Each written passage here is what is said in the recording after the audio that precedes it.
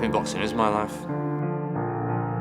What's wrong with wanting to be the best, try to be the best, and if you can't believe in yourself, then what are we in it for? And I just want the best for my lads, and I'll absolutely go through hell and back to try and achieve that for them. I do say it takes I wouldn't say a special breed, but a very dedicated, motivated, selfish type of person to become a trainer, yeah.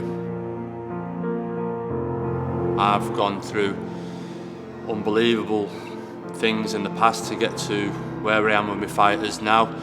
Relationships with fighters, family, relationships. It isn't a job, it's a lifestyle, and that's the thing with boxing, it's a lifestyle.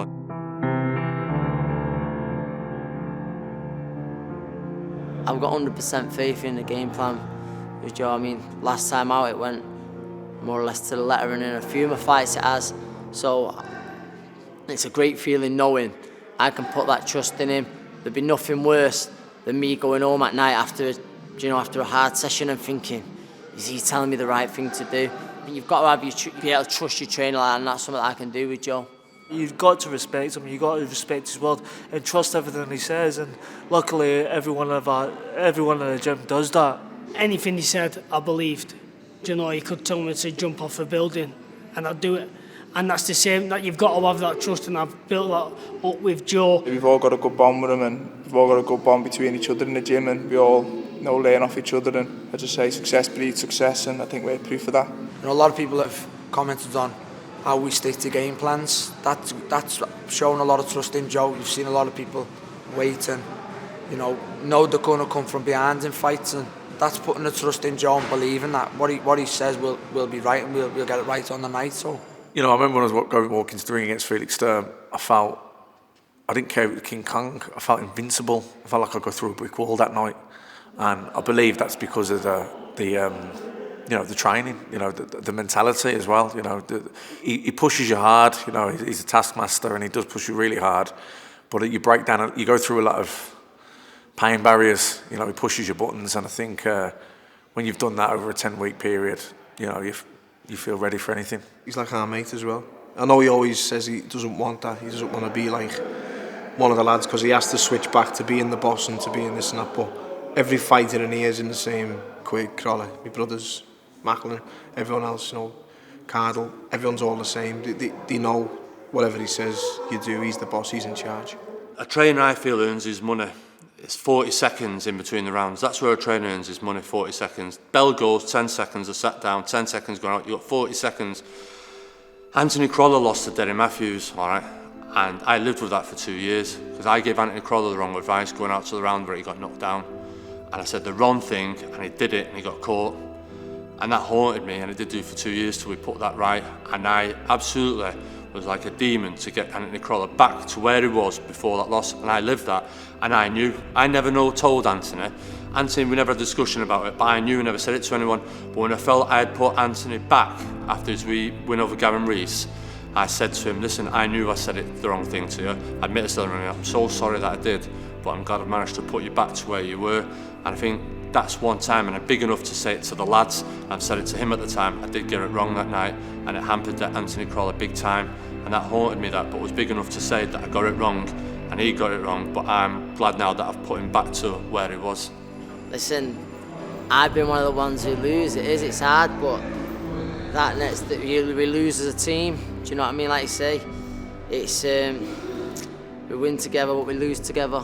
Boxing's an individual sport, and in a lot of gyms you can tell that it's sort of like every man for themselves, and there's not really that pushing each other and stuff. But in here, it is like a team thing, and if one wins, we all win, and if one loses, we all feel it. We all feel the loss. So it's down to being so close, and I just say the team atmosphere in here, we'll always push each other on. Sometimes you come to the gym and you're having a bad day, you don't really feel like training, but when you've got a group of lads who you all get on well when you're very close, and they sort of pull you through it. And so there's sometimes when you're on the track and it's raining, it's not nice being on your own, so it's always good someone pushing you and bringing that extra level out of you. The atmosphere in the gym is all down to the lads because they all put the effort in, they all want to get to that highest level, and they put the work in, and we all help each other. It is one big family, that's what we are, and Joe's maintained that bit of team sort of spirit within us.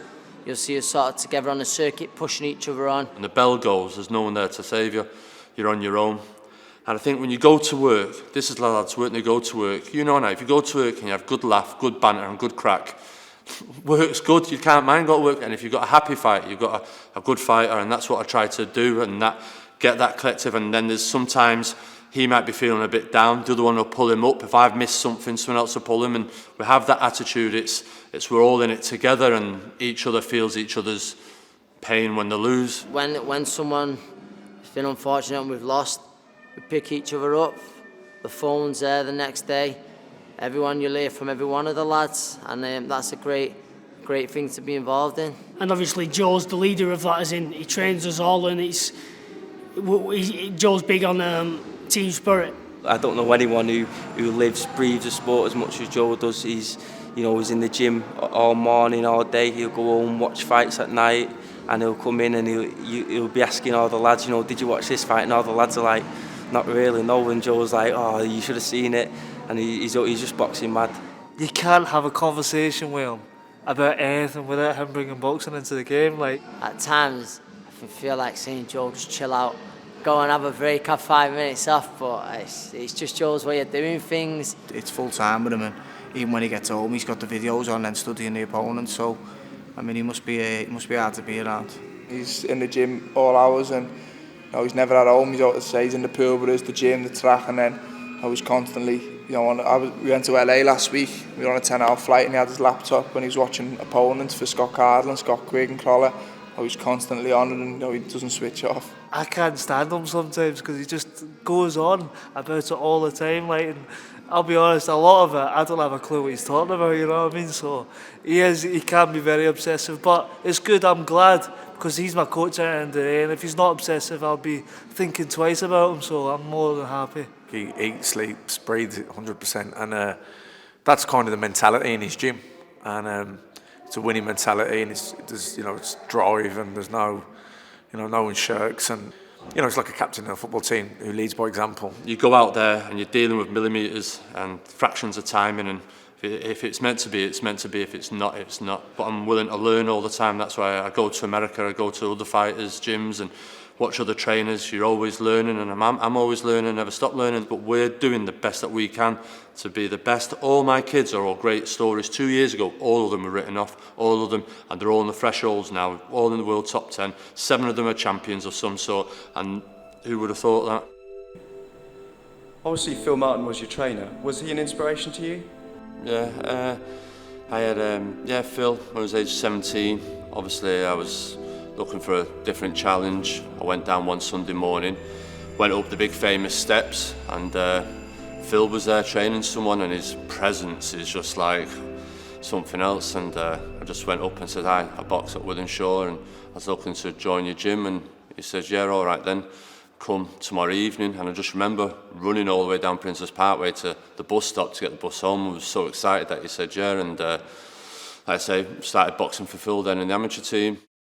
Being in amongst that gymnasium and learning from him, and huge, massive influence. And it was only when you get to his age, I was 44 last year, you realise how young a person he was and how much he had achieved, and for him to be so cruelly took away at such a young age when he had so much more still to give.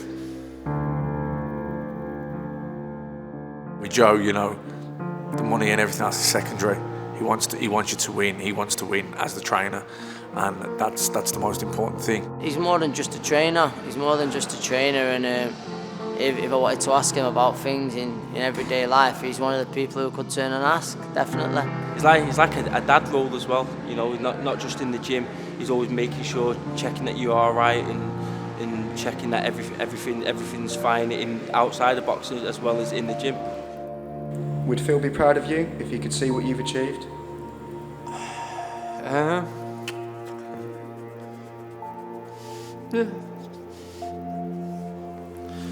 Just a minute.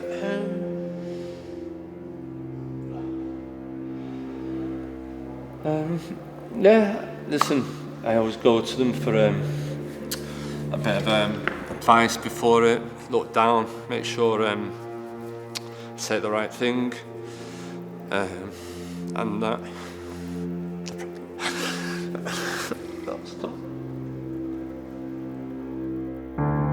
unless there's a big show at the arena, I'll go on the day and I'll just say a prayer and just say another night, just guide me through it, help me do well, and I hope they're really proud of me. The pair of them, they did so much for me.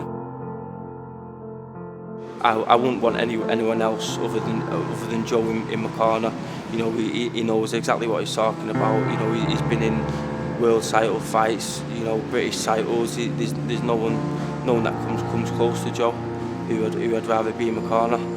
You listen to what he's telling you to do and why he's telling you to do it and the explanation, so you believe in what he's saying. And obviously, when you're in a fight, he can only give you instructions. You've got to have the trust and belief they're going to work. If not, there's no point having the cornerman. Come to work every day in a great place with great lads and great mates, and a lot of the time it will sound cheesy to the people that don't like us, you know, and they won't like us even more for it, but I'm happy in my job, I'm happy in my environment where I have to go to work, and it's getting results. We're working hard and we're playing hard. I know, hand on heart, I've done the best for them kids, and that's, I can live with myself. I've done the best that I could. I've fell out with managers, I've fell out with promoters, matchmakers, everything.